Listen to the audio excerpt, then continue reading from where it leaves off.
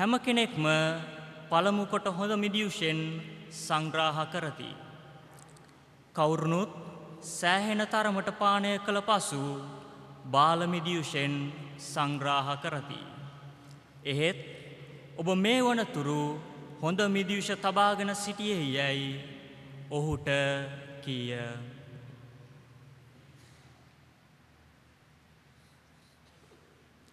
සුවිශේෂ වාක්‍ය එසේය.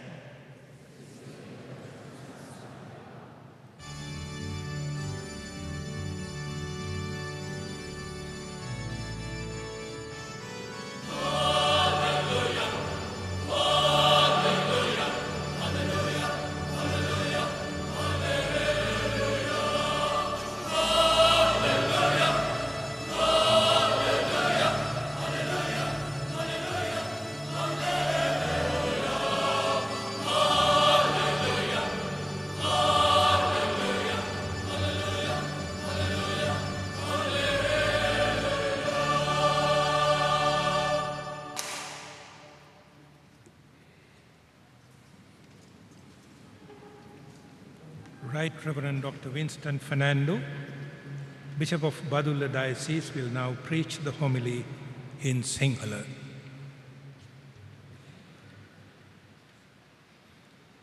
இவ்வேளையில் பதுளை மறைமாவட்ட ஆயர் மேதகு ஜூலியன் வின்ஸ்டன் செபஸ்டியான் பெர்னாண்டோ ஆயர் அவர்கள் சிங்கள மொழியில் மறையுரை ஆற்றுவார்.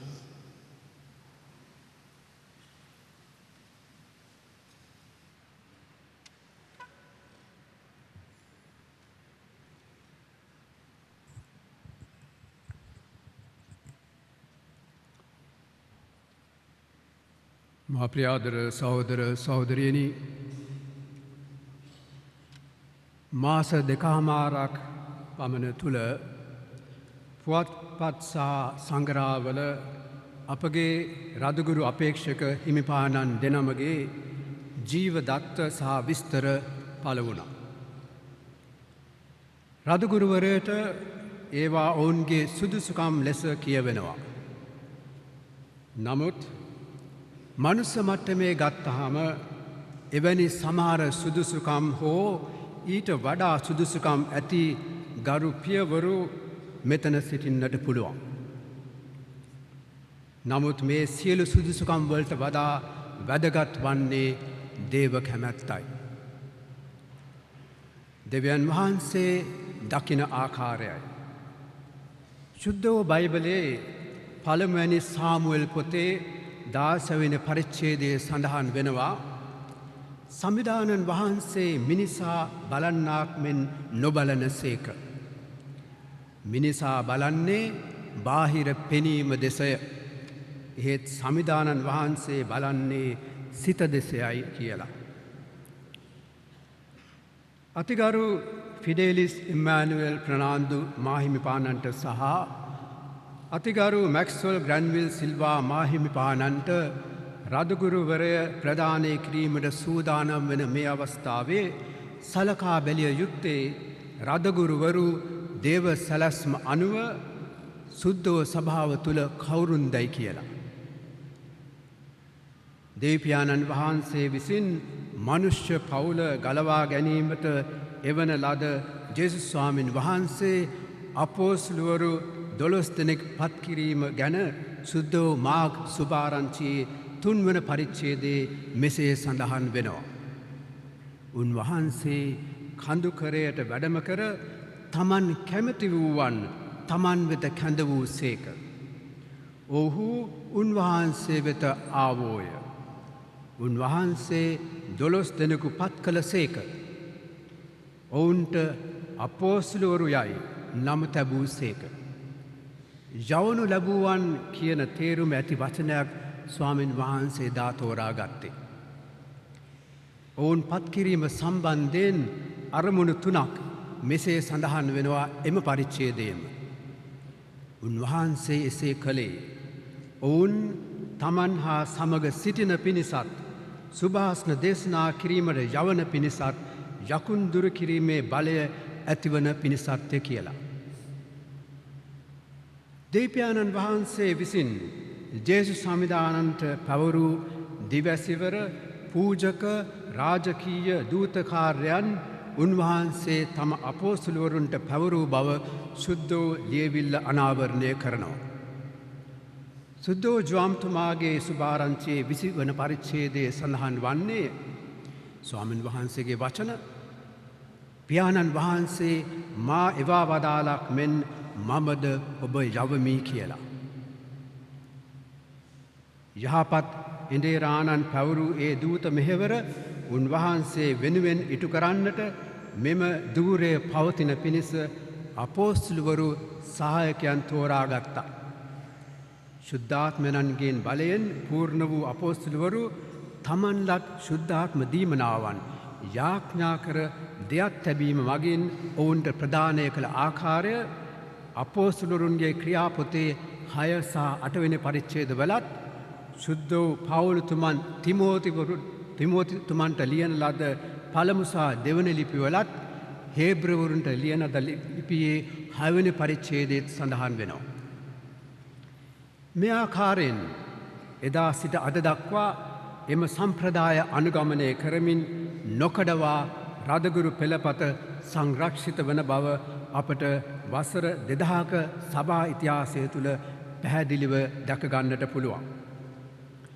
ආගම් පීඩන වලින් ගහන වූ ශුද්ධෝ සභා ඉතිහාසය තුළ ශුද්ධාත්මයන්ගේ මේ අපූර්ව ක්‍රියාකාරීත්වය කවුරුත් මවිත කරනවාට කිසි සැකයක් නැහැ. ජේසු සමිධානන් විසින් තමන් වහන්සේ මෙලෝ ආරම්භ කළ දූත මෙහෙවර කල්පාන්තය දක්වා නොකැඩී පවත්වාගෙන වන සඳහා ස්ථාපිත කළ පූජකවරය තුළ පිළිවෙලින් රාජගුරු ප්‍රසාදි පූජා ප්‍රසාදි සහ තේවාචාරි යනුවෙන් ධූරයන් 3ක් සුද්ධෝ සභාව තුළ පැවතෙනවා. ජනතාවට සේවය කිරීමට සහ දේව රාජ්‍යය කෙරෙහි යොමු කිරීමට අවශ්‍ය සෑම කටයුත්තක්ම ක්‍රිස්තියානි ධර්මයට අනුකූලව වගකීමෙන් ඉටු කිරීමට පූජකවරේ පූර්ණත්වය ලැබූ රදගුරු හිමිවරුන්ට එන්ඩේරික මෙහෙවර පූජක මෙහෙවර සහ ගුරු මෙහෙවර පැවරෙන බව සිහිකට යුතුයි. ඒ නිසාවෙන් දේව ජනතාවට ඉගැන්වීමේ ඔවුන් ශුද්ධවන්ත කිරීමේ සහ ඔවුන්ට එන්ඩේරෙක් මෙන් සේවක නායකත්වය දීමේ ත්‍රිත්වීය වරම් සහ වගකීම් රදගුරුවරෙන් ඍජුව ගලා එන බව පැහැදිලි වෙනවා. ගුරු මෙහෙවර ගැන කල්පනා කළොතින් ගුරු මෙහෙවර තුළ රදගුරුතුමන්ගේ මූලික කාර්යභාරය වන්නේ දේව වචනයට ඇදහිල්ලෙන් අවනත වී ක්‍රිස්තුස් වහන්සේගේ ඉගැන්වීම් සියල්ල ගැලවීම සඳහා වැළඳ ගැනීමට දේව ජනතාවට මඟ පෙන්වීමයි සහායවීමයි. ශුද්ධෝ පවුලතුමන් රෝමවරුන්ට ලියන ලද සංදේශයේ සඳහන් කරනවා පළවෙනි පරිච්ඡේදයේ අදහා ගන්නා සියල්ලන්ට එය ගැලවීම සලසන දෙවියන් වහන්සේගේ බලය වෙන හේනී කියලා. අපගේ ගුරු සමිඳුන් විවේචනයට හෝ කූට කුමන්ත්‍රණ උගුල්වලට හෝ ප්‍රතික්ෂේප කිරීම් වලට ලක් වූවත් සත්‍යයේ ප්‍රේමයේ සහ සමාවදීමේ උත්තරීතර බව උන්වහන්සේ උගන්වා වදාළ ලෙසම රදගුරුතුමන්ද යම් විටක විවේචනයට හෝ අපහාසයට ලක් වූවත් උන්වහන්සේ අනුගමනය කරමින් ඉවසිලිවන්තව බැහැපත්ව ධර්මය ඉගැන්විය යුතු වෙනවා. කතෝලික සභාවේ ඉගැන්වීම් තුළින් දේව ජනතාව පෝෂණය කිරීමේ මූලික අනුශාසකවරයාණන් සහ ධර්මෝපදේශකයාණන්ද වන්නේ රදගුරුතුමන්. ශුද්ධ අගෝස්තිනතුමන් රදගුරු දිවැසි සේවය ගැන මෙසේ සඳහන් කරනවා. මම ඔබට ගුරුවරයෙකි නමුත් ඔබ සමග මම ශ්‍රාවකයෙ කියන වදන. රදගුරුතුමන් සත්‍යයේ සාධාරණත්වයේ සාමයේ සහ අප රටට අද අවශ්‍ය වීති ඇති සමගි සන්ධානයේ දිවසිවරයෙක් හා සේවකයෙක් වෙනවා. ඒ වගේම දේව සමානකමට මැවූ මනුෂ්‍යයා පිළිසිඳ ගැනීමේ පටන් ස්වභාවික මරණය දක්වා ආරක්ෂා කිරීමේ සහ මානව අයිතිවාසිකම් සුරැකීමේ වගකීම රදුගුරුතුමන් සතු දූත මෙහෙවරක් වෙනවා. නොයෙක් විෂයන් සම්බන්ධයෙන් ප්‍රකාශිත සහ සම්ප්‍රදානුකූල කතෝලික විශ්වාසයට සහ සදාචාරයට අදාළ වන ඉගැන්වීම් දියාරු නොකර නොසැලී අපක්ෂපාතිව දිවස්වරයෙකුසේ දේව ජනතාවට මෙන්ම සමාජයට ඉදිරිපත් කිරීමද රදගුරුතුමන්ගේ මූලික වගකීමක් වෙනවා. මෙතනදී ජේසුස් ක්‍රිස්තුස් වහන්සේ අපෝස්තලවරුන්ට වදාළ සුද්ධවර ලූක් සුභාරංචියේ 10 වන පරිච්ඡේදයේ සඳහන් වචන සිහිපත් කිරීම සුදුසු වෙනවා. ඔබගේ වචන අසන්නා මාගේ වචන අසයි. ඔබ ප්‍රතික්ෂේප කරන්නා මා ප්‍රතික්ෂේප කරන්නේය. මා ප්‍රතික්ෂේප කරන්නා මා වූ තනන් වහන්සේ ප්‍රතික්ෂේප කරන්නේ යයි කියලා. කතෝලික සභාවේ විශ්ව එඬේරාණන් හා සභාවේ සියලු එඬේරුන් සමග සභාවේ ඉගැන්වීම් එක හඬින් ප්‍රකාශ කිරීම රදගුරුතුමන්ගේ වගකීම වෙනවා. නොයෙක් මතිමතාන්තර ලෝක දර්ශනයන්ද සංගවනු න්‍යායපත්‍රයන්ද ඇති සදාචාරාත්මක නොවන දේ නිත්‍යානුකූල කරන අදවැනි කාලයක අත්‍යවශ්‍ය මෙහෙවරක් එතුමන් අතින් සිදු වෙනවා.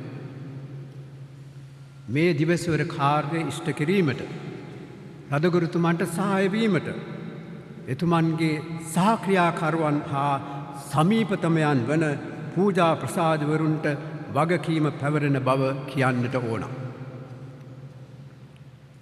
ඒ වගේම පැවිදිවරියන්ගේ සහාය රදගුරුතුමන්ට ලබාදීම සුභහස්නේ සේවක සේවිකාවන් වන ඔවුන්ගේද වගකීමයි. ශුද්ධෝ සභාවේ ගුරු කාර්යයට සහභාගී වන්නන්ගේ යුතුයකම හා වගකීම වනුයේ සදහැවතුන් අවුල් කරන තමන්ගේ පුද්ගලික මතය ඉදිරිපත් කිරීම නොව ශුද්ධාත්ම මෙහෙවීම තුළ සභාවේ ඉගැන්වීම් නිරවුල්ව දේශනා කිරීමයි ප්‍රකාශ කිරීමයි. දැන් අපි මොහොතක් රදගුරුතුමන්ගේ පූජක මෙහෙවර ගැන මෙනෙහි කරමු.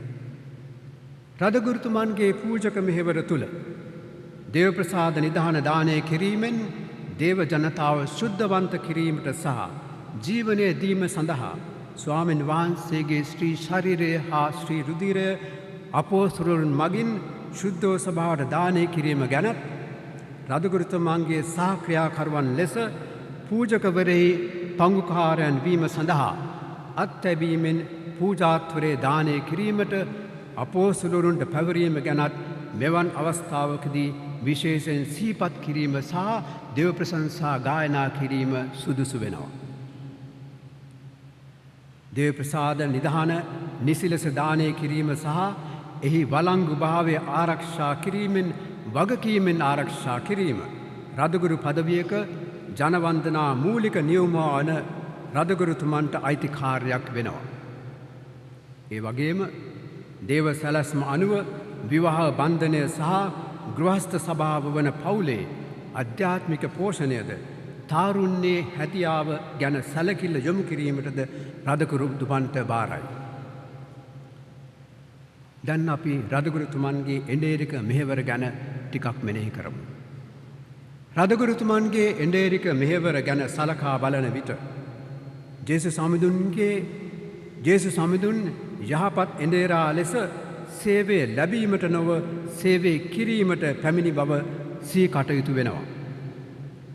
සමිධානන් විසින් රදගුරු ධූරය සඳහා තෝරාගත් අප දයාබර සොයුරන් දෙනමට මෙන්ම සභාවේ සහ සමාජයේ වගකීම් පැවරිය ඇති අප සැමට අපගේ ගුරු සමිධානන් වහන්සේගේ ආඥාව වන්නේ බලවතා බැහැපත් තැනැත්තෙකු ලෙසත් පාලකයා සේවයකු ලෙසත් ජීවත් වීමයි.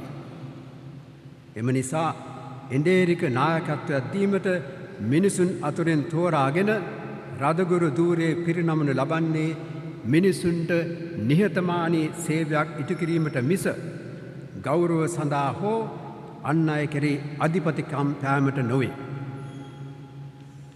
ශුද්ධ අගෝස්තුනිතුමන් සඳහන් කරන මම ඔබට රදගුරු තුමෙකි එහෙත් ඔබ සමග මම ක්‍රිස්තියානිවරයෙක් වෙමි කියන කියමන දේව ජනතාව අතර රදගුරුතුමන් කවුරුන්දයි ඒත්තු ගන්වනවා.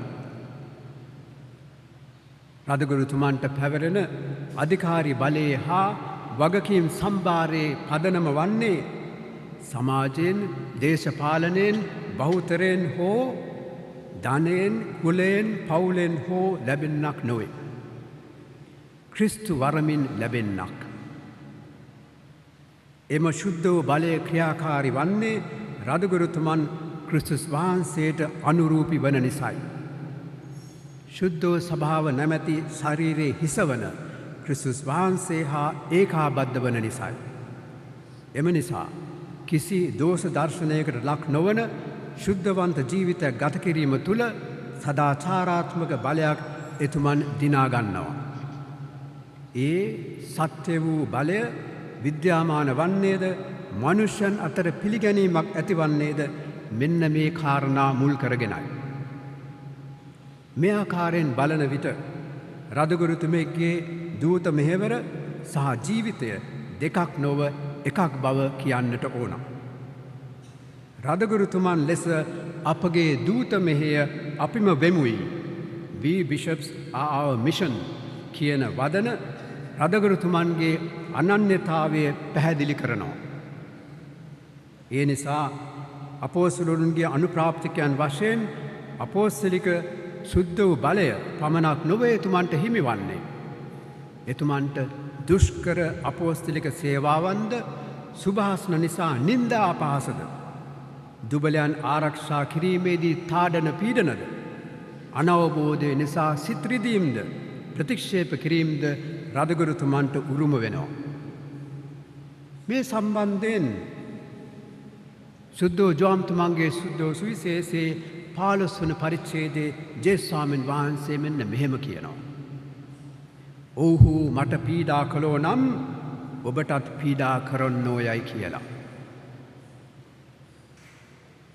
රටේ සමාජයේ කුමන සදාචාරාත්මක ප්‍රශ්නයක් හෝ වේවා පක්ෂ දේශපාලනය නොකරන රදගුරුතුමන් දේවරාජ්‍යයේ වටිනාකම් ආරක්ෂා කිරීමටත් රටවැසියන්ගේ සහ ජනනායක නායිකාවන්ගේ හෘද සාක්ෂිය දැනුවත් කිරීමටත් විශේෂයෙන් කතෝලික පොදු ජනනායක නායිකාවන් මගින් සදාචාරාත්මක ප්‍රතිපත්ති රට හදන තැනට ගෙන යාමට ඔවුන්ට මඟ පෙන්වීමටත් රදගුරුතුමන්ට යුතුයකමක් ඇති වෙනවා.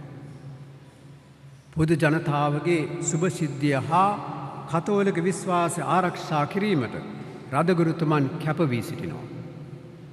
අනිකුත් ක්‍රිස්තියානි සභාවන් සමගත් අනිකුත් ආගමිකයන් සමගත් රටේ සුභසිද්ධිය සාමය සහ සාජීවනය ආරක්ෂා කර වැඩිවර්ධනය කිරීමට සාමූහිකව කටයුතු කිරීම රදගුරුතුමන්ගෙන් ඉටිවිය යුතු දූත මෙහෙවරක් වෙනවා. ඒ වගේම ජාති කුල ආගම් සමාජ හා පක්ෂභේද නොතකා යහපත් සමාජයක් ගොඩනැගීමට නිසි මඟ පෙන්වීම ලබාගෙන සභා එඬේරුන් සමග අත්වැල් බැඳගෙන සහයෝගයෙන් කටයුතු කිරීමට ගිහි පැවිදි පූජක කතෝලික කවුරුත් හෘද සාක්ෂියෙන් බැඳී සිටිනවා.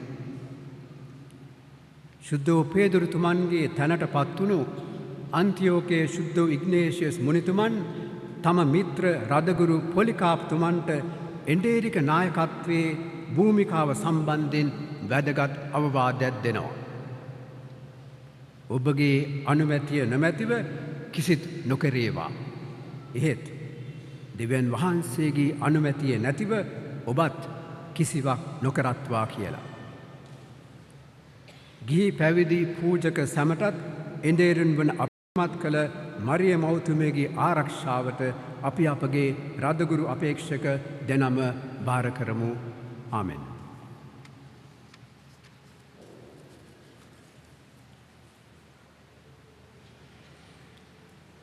Right Reverend Dr. Tom Soundranayagam, Bishop of Jaffna Diocese, will preach the homily in Tamil now.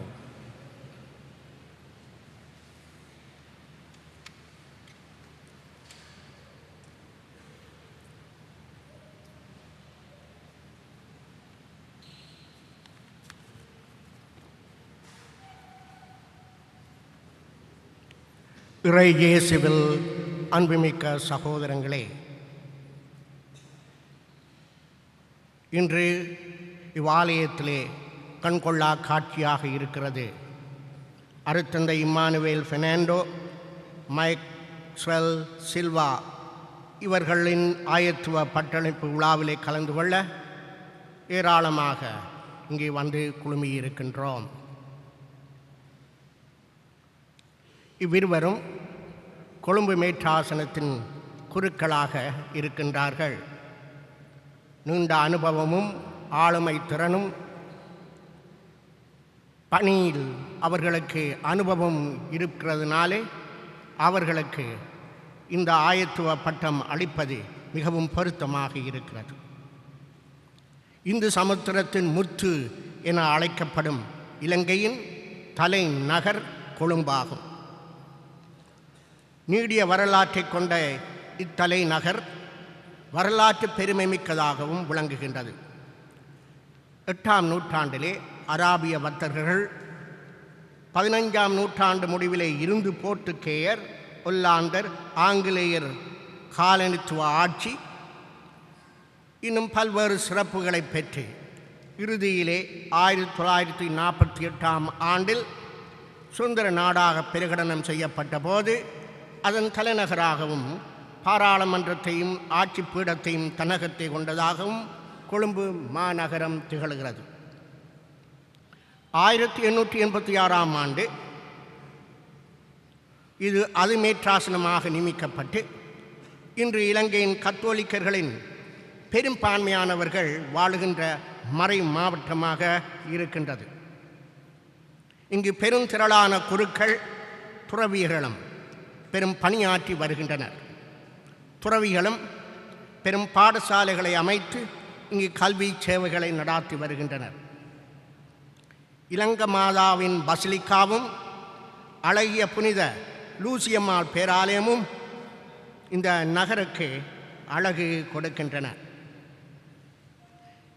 மறை மாவட்டத்தை பரிசுத்த தந்தை 6ஆம் சின்னப்பரும் 2ஆம் அருளப்பர் சின்னப்பர் பாப்பரசரும் தம் கால் பதித்து மறை மாவட்டமாகவும் இது விளங்குகின்றது.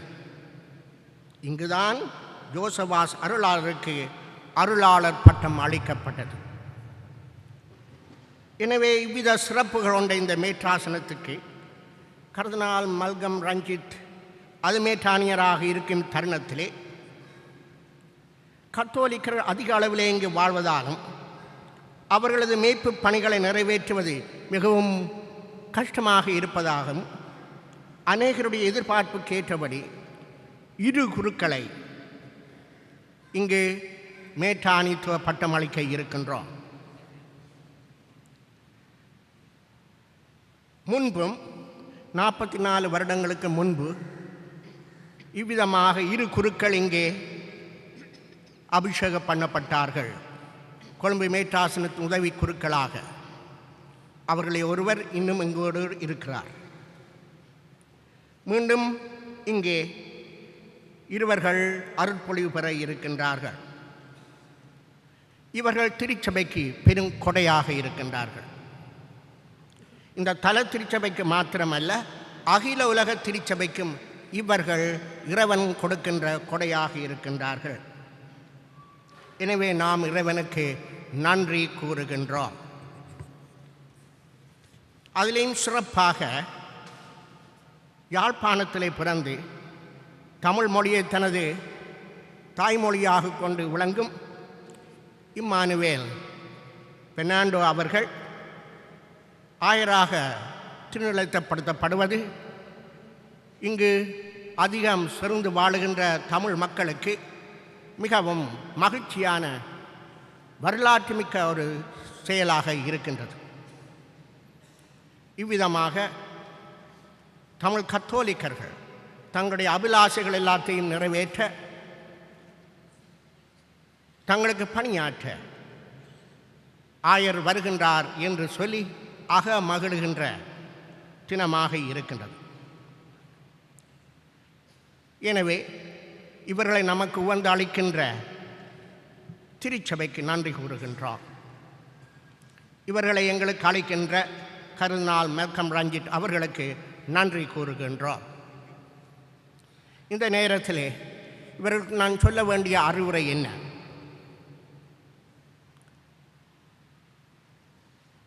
சலமோன் டாசா ஜெருசலேம் பட்டணத்து ஆலயத்தை பிரதிஷ்டை பண்ண பொழுது அந்த ஆலயம் முழுவதும் இறைவனுடைய பிறவையினாலே நிரம்பினது என்று சொல்லி வாசிக்கின்றோம். அத்தருணத்திலே சலமோன் அரசன் இறைவனை பார்த்து செய்த மன்றாட்டு என்னவென்றால், பொன்னையும் பொருளையும் அவர் கேட்கவில்லை, நீண்ட ஆயுளை அவர் கேட்கவில்லை. அதற்கு பதிலாக அவர் கேட்டது என்ன?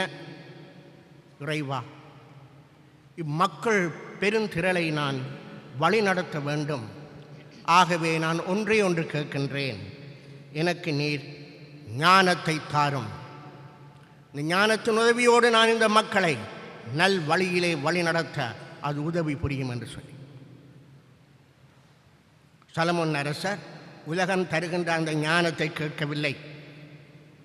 அதற்கு மாறாக இறைவனுடைய பயத்திலே ஊன்றி நிற்கின்ற அந்த ஞானத்தை அவர் கேட்டார். எனவேதான் அவரை போன்ற ஒரு ஞானத்திலே திகழ்ந்த ஒரு அரசன் வேறு இருக்கவில்லை என்று சொல்லி எமது வேத நூல் கூறுகின்றது. ஆகவே எங்களுடைய இந்த புதிய ஆயர்கள் இருவரும் இறைவன் கொடுக்கின்ற இந்த ஞானத்தை கொண்டு மக்களை வழிநடத்த வேண்டுகின்றோம். அவருடைய உதவி எப்பொழுதும் இவர்களுக்கு இருக்க வேண்டும் என்று சொல்லி ஆசிக்கின்றோம்.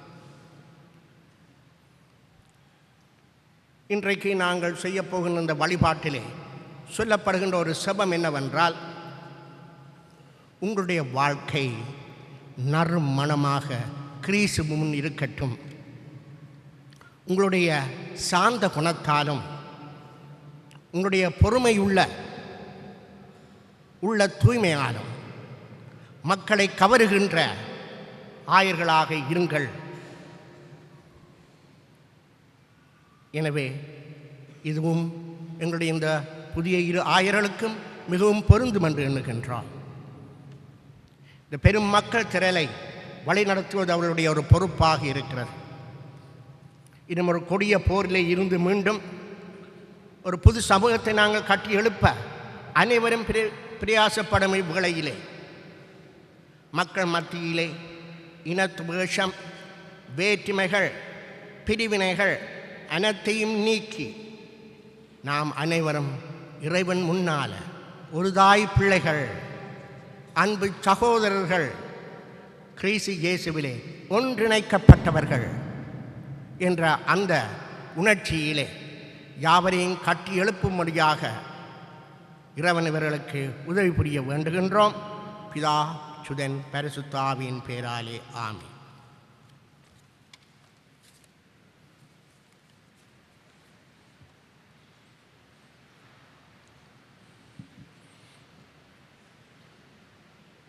රාජගුරුවරය ප්‍රදානය කිරීමේ පිළිවෙත ඇරඹෙන්නේ තව ස්වල්ප මොහොතකින් ශුද්ධාත්ම ගීය ගායනාවත් සමගයි.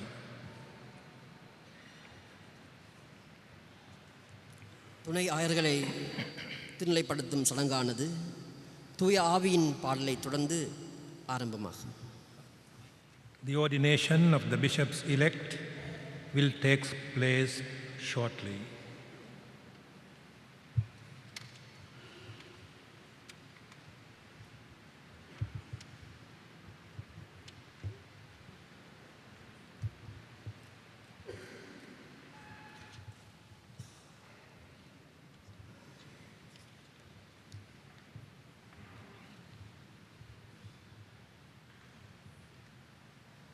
Better hold that.